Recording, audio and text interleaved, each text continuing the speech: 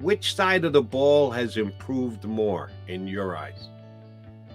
Uh, the defense, but they had a longer way to go, and they've just added significantly more talent. I mean, they've added talent on all three levels. Whereas the offense, I mean, the offensive line set right. Right. The wide receiver, yeah, they needed one. They got one. AJ Brown, big. Um, Tight end was set. They didn't add the depth you would like, but they drafted Grant Calcaterra late. Running backs are pretty much the same. We'll see if Jordan Howard comes in at some point.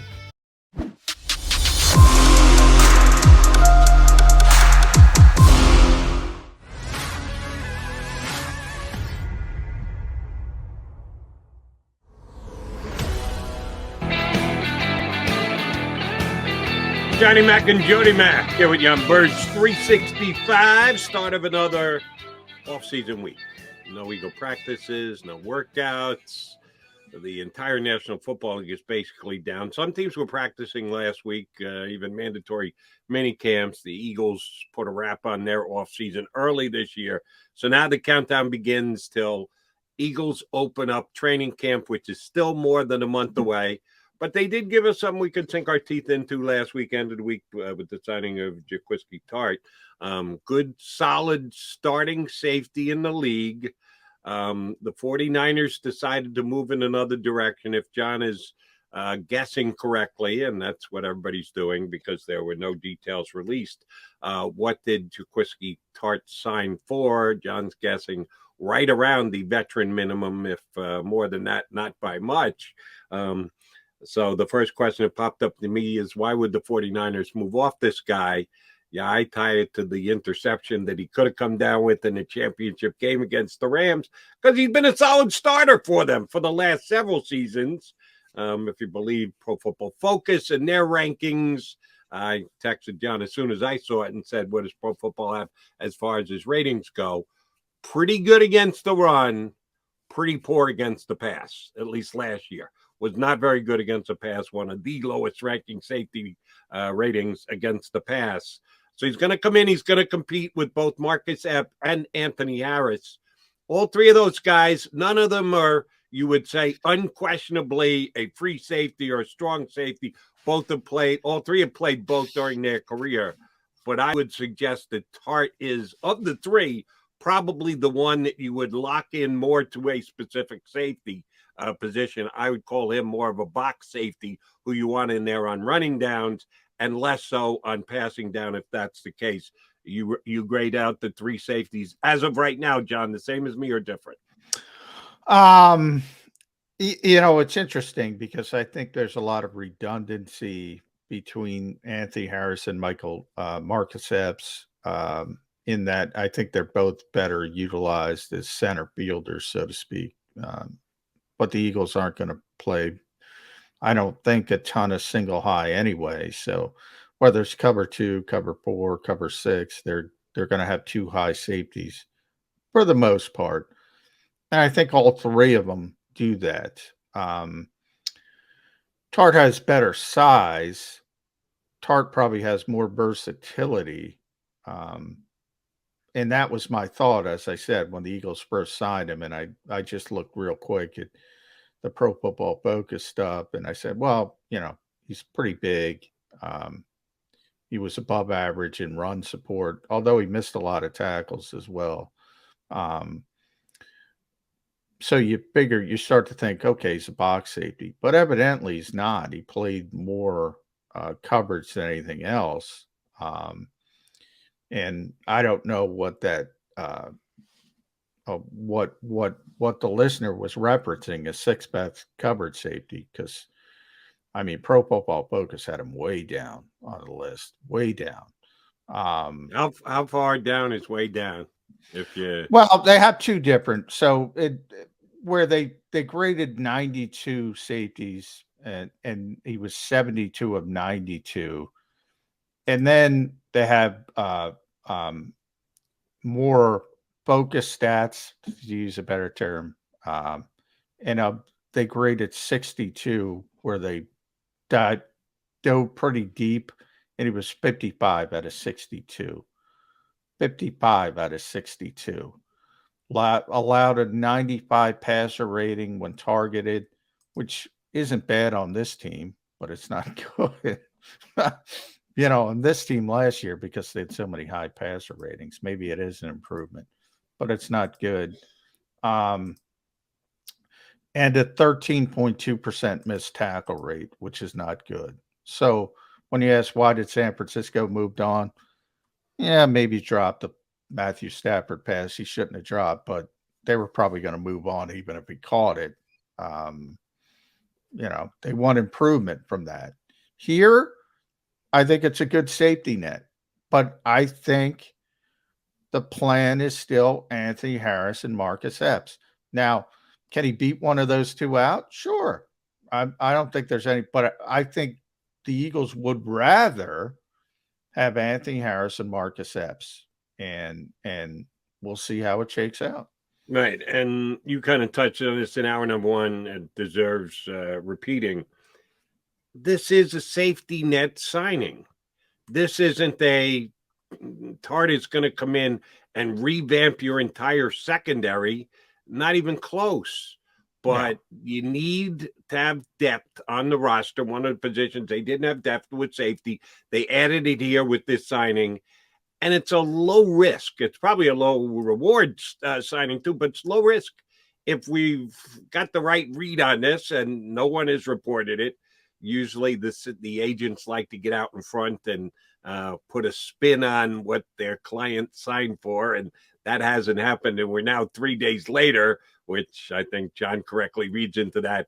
There isn't a good spin for this one, that Tart has probably had to take close to the veteran minimum as far as the signing goes. If he comes in and he can't play, if the 49ers are right and have the right read on him, that his skills are declining and he's not as good a player as he once was, okay, good. Thanks for spending the summer here in the Delaware Valley, Jakiski. We'll be going in a different direction. This is not a how much of a dead cap hit are they going to have to take if they were to move on from this guy type situation. It's not. They're giving him a chance to come in and compete. He may start. They didn't give him a whole hell of a lot of money. It's a good, solid organizational signing for the Philadelphia Eagles. Is it going to move the needle on how many games the Eagles are going to win this year? Probably not, one way or the other. I don't think it's going to be, if he's not good enough, he's not going to be here. He's not going to hurt him at all in games that play. If he's good enough, he's going to jump in and be part of the safety rotation. Is he going to come in and make us all forget about Brian Dawkins? No shot, no chance. No. But you need to have these type of signings over the course of the season, and these are the type of signings that you get in June, John. Yeah, and as I always say, Jody, the calendar typically tells it all. And not always. There are contextual issues. Bradbury is a perfect example. Look, if he was on the market earlier, if the Giants made the decision earlier, he would have got multiple years. He would have got significant amount of money. He was kind of a little bit screwed, so to speak, by when the Giants moved on, but he was still able to get up to $10 million. So the contract tells you something. Tart's on June 17th, 1-year contract, and we'll see. He might have a few incentives, but if it goes far above the veteran minimum, I'd be shocked. It tells you all you need to know. So for those fans thinking, oh, this is a difference maker, I hope you're right, but I wouldn't bet a lot of money on that. And I see Tone, should we expect a lot of big nickel formations with all three safeties? I don't think so, because you're trying to get your best players on the field. And if you look at your best players, for the first time in a long time, the Eagles have options at linebacker.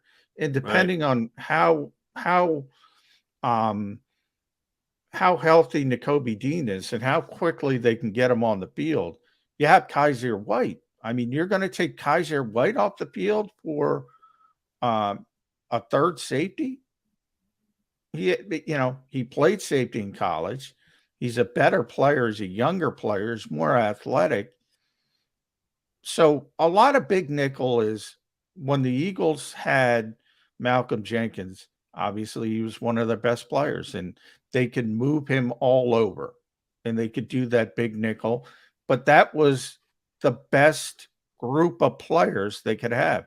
Their best group of players is going to be linebackers more than safeties. You're not going to push one of those linebackers off the field to get one of those safeties on the field. That's my early assessment. Oh, I would 100% agree with you. And if they're going to have extra D backs on the field and get down to just one linebacker on, it's going to be more corners. Do you see any lineup where they put all three safeties on the field at the same time? Very infrequently, John. No, I don't see that at you all. never say never, because there's always some, maybe they have two tight end, maybe somebody's playing a lot of tight ends and you want the safety, the bigger body out there, but you never say never. But you're not going to see it a lot. It's not going to be a staple of this defense because nothing changed. Safety, well, I'm not going to say nothing changed because it's a nice insurance policy, as I said.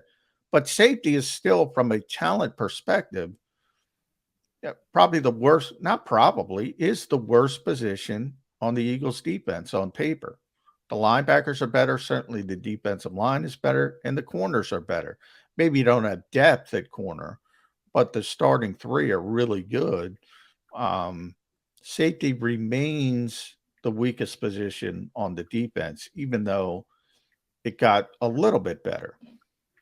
All right, here's a question that I am going to put to our next guest when he joins. Matt Verderam from Fanside is going to be with us in about 5 minutes, but certainly more apropos for you to answer because you know it. I always like having a national guy who's not as narrow focused on the Eagles as someone like yourself. So I want both of your answers. We'll get his from him when he joins us in just a couple. Eagles offense last year. Eagles defense last year. Eagles offense now, with the additions that they've made, the changes that they've made. Eagles defense now, with the additions and changes that they've made. Which side of the ball has improved more in your eyes? The defense, but they had a longer way to go. And they've just added significantly more talent. I mean, they've added talent on all three levels. Whereas the offense, the offensive line set, right? Right. The wide receiver, yeah, they needed one. They got one. AJ Brown, big. Tight end was set. They didn't add the depth you would like, but they drafted Grant Calcaterra late. Running backs are pretty much the same. We'll see if Jordan Howard comes in at some point. Wasn't a lot of change, and obviously quarterback, wasn't a lot of change offensively outside of A.J. Brown. Didn't need to be a lot of change. In a lot of ways, that's the final piece to the puzzle. If Jalen Hurts can carry his water as a high-level starting quarterback, the offense was in position. Defensively, you had to add all over the place, and they did. At corner, they added Bradbury. Up front, they added Davis and Reddick. Linebacker, you have Nakobe Dean. Now safety, you have even Jaquaski Tart. They've added all over the place. They needed more help on defense. They added more help on defense. The offense, final piece. And it means a lot, A.J. Brown, because A.J. Brown's a really good player, number one. But his presence allows everybody else to be in a position that's more comfortable. I think Devontae Smith is going to be a sort of wide receiver one in this league, but doesn't need to be. It doesn't have to be pressed on him like it was last year as a rookie. Quez Watkins, I don't like him as a number two. I don't mind him as a number three. Doesn't bother me at all, as a matter of fact. Everything kind of falls into place with just that one piece. Defensively, they need to add multiple pieces. And to Howie Roseman's credit, at least on paper, he's done it. Now, the only one, and I go back to Nick Sirianni when they traded for AJ Brown. He said that phrase that I always use, Jody. There's no projection. You know what A.J. Brown is. On the defensive additions, really the only guys what they are the two college teammates, Bradbury and Tart. And even we're arguing about Tart. We got, one guy saying he's one of the best safeties in football and other people saying he's a declining player. But they've been around for a while. Davis, Dean, they're projections. They're good college players, but they're still projections. But on paper, they've added significant pieces to the defensive side. All right, so which side of the football is better right now for the Eagles? With the additions, before we ever see a minute of camp. Oh, wait, you did see 10 minutes of camp. I forgot. But when they're actually going against each other, really ingenious concept, 11 against 11, because that's what they're going to do when the game starts, is play 11 against 11. At some point, the Eagles will go 11 against 11 in their own practices. When you start to see that once the season starts, which side of the ball is going to be better for the Eagles, offense or defense? Boy, the offense should be better. But it all hinges on the quarterback. Let's be honest. It should be better. If Jalen Hurts is, and I'm not even saying top 10, if he's a top half quarterback in this league, so 16 or above, the offense should be better. They have the best offensive line in football. I believe that. They're one of the best tight ends in football. I can't legislate health, so I'm assuming he's going to be out there.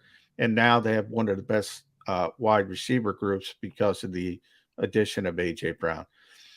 The running game, in large part, I don't think they have great running backs, but it's fueled by the quarterback, the so-called plus one. I do know Jalen Hurts is great at that.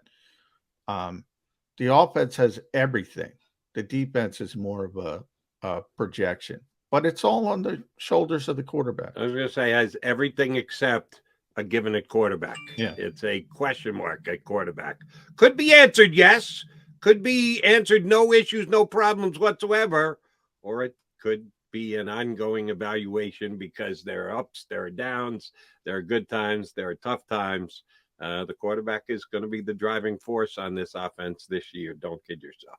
All right, he's John McMullen. I'm Jody McDonald.